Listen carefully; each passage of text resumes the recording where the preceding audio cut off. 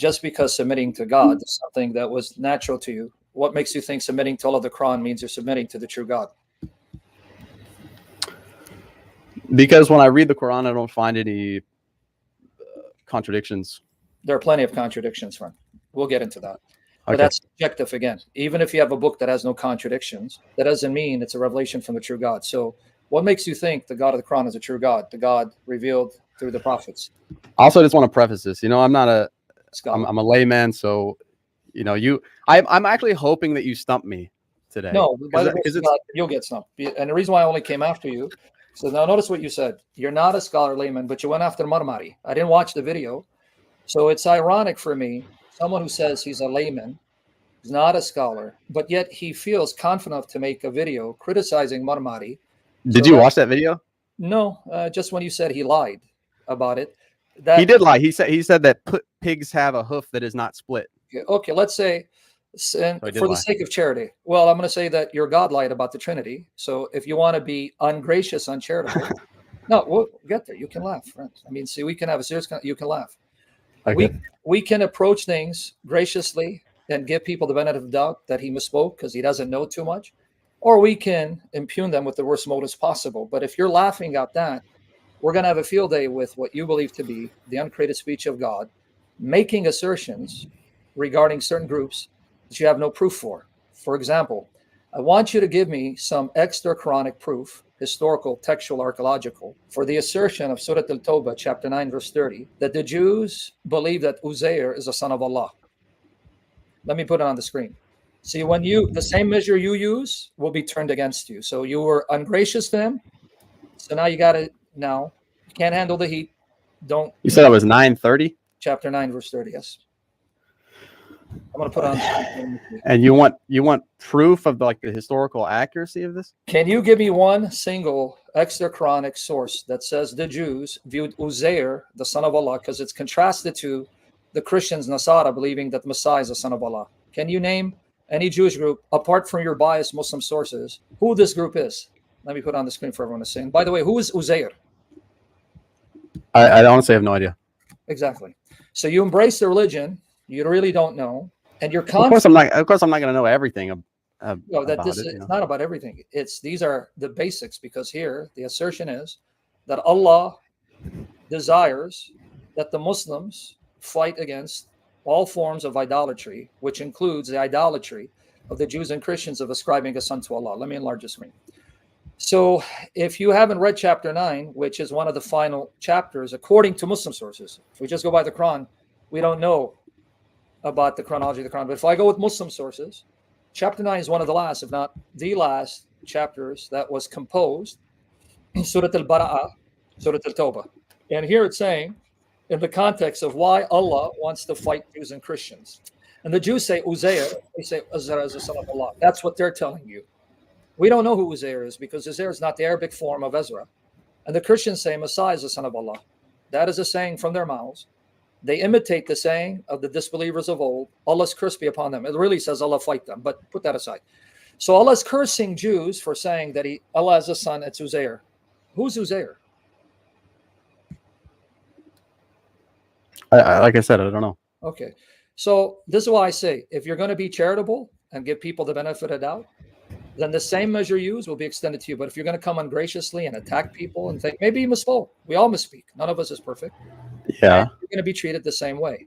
So now, again, let's come back to the first issue. So you say submitting to God. Yeah, obviously. But I'm still wanting to know, what makes you think Allah the Quran is the true God, especially the true God revealed through the prophets, because it mentions Jesus. And even the Arabic name for Jesus, Isa, doesn't correspond to the Arabic form of his name. But we'll get into that. So why do you think Allah of the Quran is a true God? When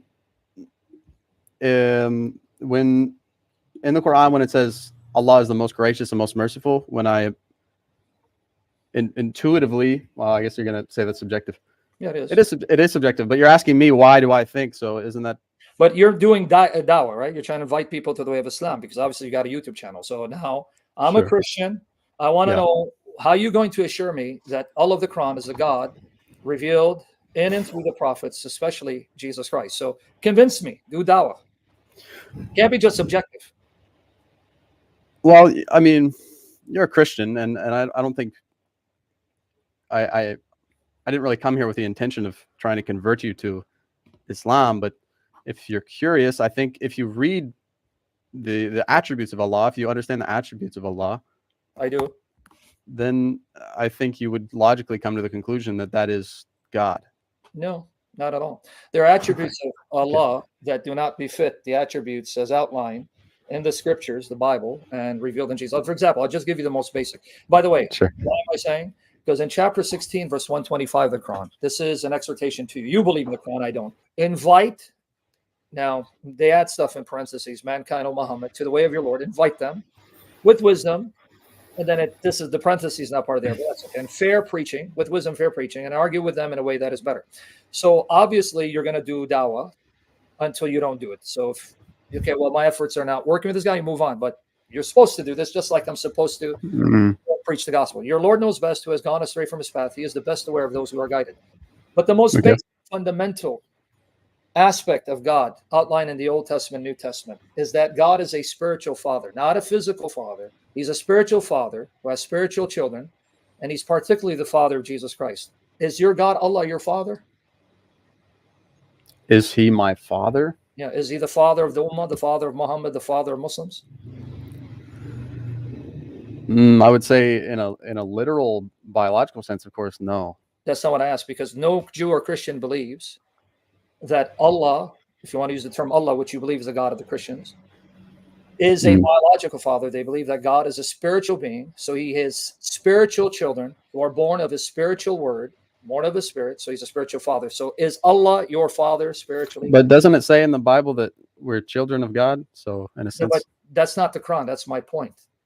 Are you? But you just said Christians don't believe that that God is a father. No, but this is recorded. See, if you can't hear me well, then I suspect Sure. you understand the Quran and the Bible. No, that's not what I said. It's recorded. I said no Christian or Jew believes God is a physical being who sires children biologically, procreatively. I said he's a spiritual father. I was very plain and clear. Is Allah your Sure. spiritual father? I'm still waiting for the answer. Spiritual? No, I would have no reason to say that Allah is my spiritual father. No. No, he isn't, because the Quran denies. When the Jews came to your prophet, Surah Al-Ma'idah, chapter 5, verse 18, and the Jews and Christians say, we are the children of Allah. There was no Jew or Christian at the time of Muhammad that thought Allah sired them biologically, physical procreation. They meant it spiritually. And I'll prove that from the scriptures of the Jews and the Christians and his loved ones. And then the responses say, why then does he punish you for your sins? Nay, you are but human beings of those who he has created. He forgives whom he wills, and he punishes whom he wills. And to Allah belongs the dominion of the heavens and the earth, and all that is between them. And to him is the return of all. Now, the highest relationship you can have with your God is this. Chapter 19, Surah Al-Maryam, chapter 19, 88 to 93. And they say the most beneficent has begotten a son, or offspring, or children. Now, remember, parentheses, brackets, that's not in the Arabic. So I can, Right. we can read them. As the Jews say, Uzair is the son of Allah, and the Christians say that he's begotten a son, Isa, and the pagan Arabs say that he has begotten daughters. That's their comment.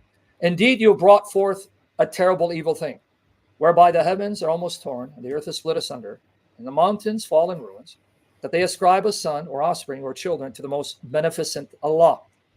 But it is not suitable for the majesty of the most beneficent that he should beget a son or offspring or children.